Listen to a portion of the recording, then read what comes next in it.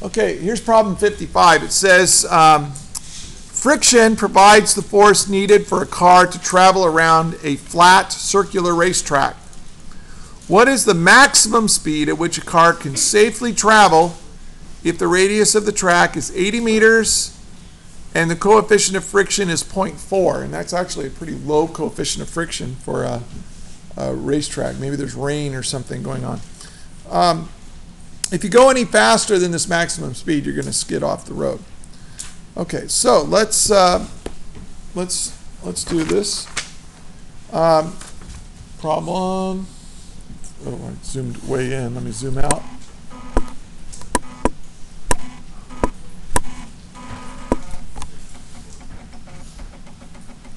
So, I'm going to wait till it's focused. Okay, so this is number 55.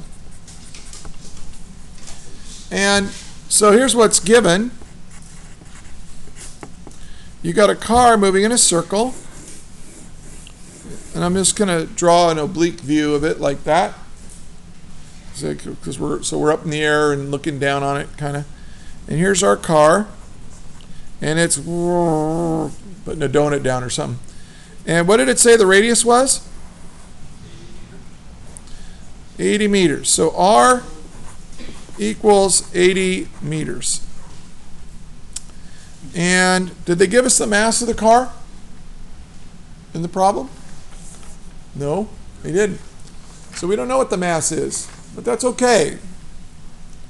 If they don't give you the mass quite often, what happens?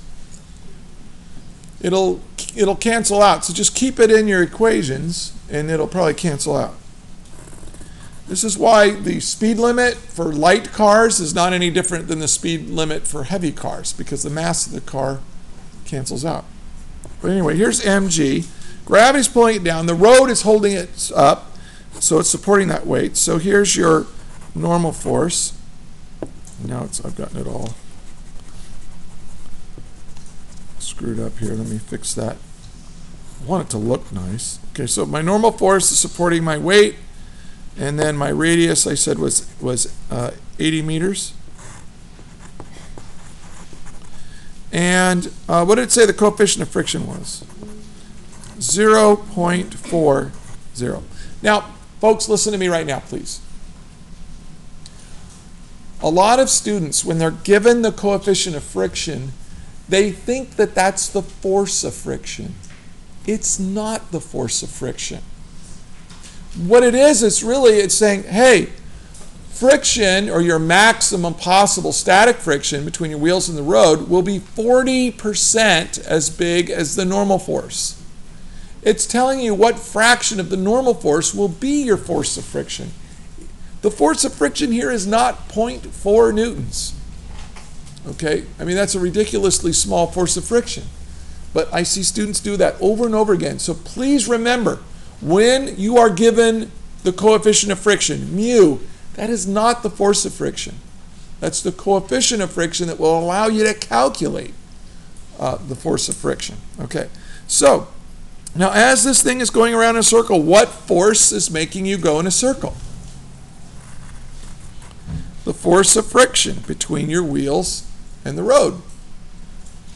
Without that force of friction, you couldn't turn. You couldn't go in a circle. So what we want to find here is what is the maximum speed. So we want to find V max, maximum speed. So let's solve it. And again, when you're watching these things online, when you get to a certain point, like, oh, okay, now I see what the problem is, stop the video and try to work it yourself. You know, don't just watch and copy, because then you're not learning much. So it's really up to you to use these things wisely.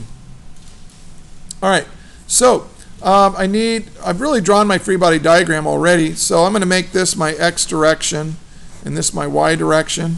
Try to make your x direction in the direction of the known acceleration, right? You're going to have an acceleration that's a centripetal acceleration towards the center, and right here, that direction is to the left. So if I sum the forces in the x direction, I get MA, in the x direction. And of course, there's only one force. That's my force of friction. And it is a centripetal acceleration. So this is going to be this acceleration. There is an acceleration here, but that acceleration is not changing my speed.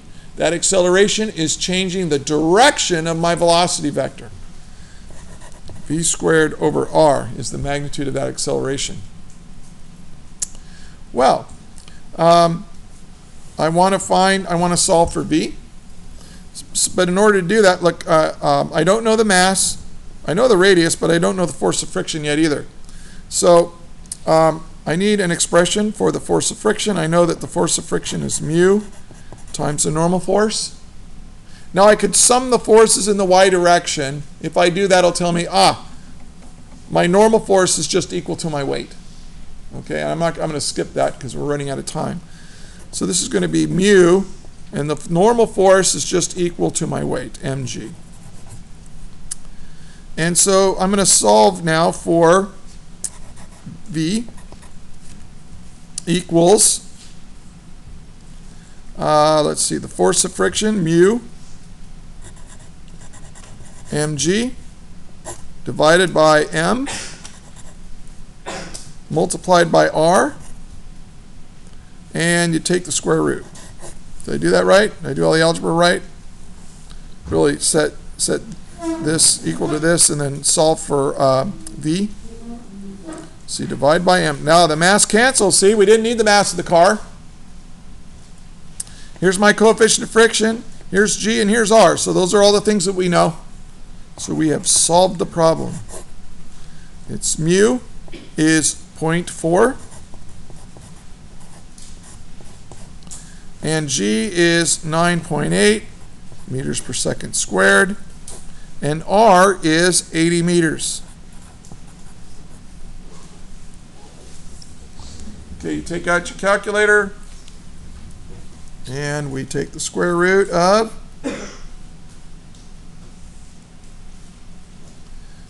0.4 times 9.8 times 80.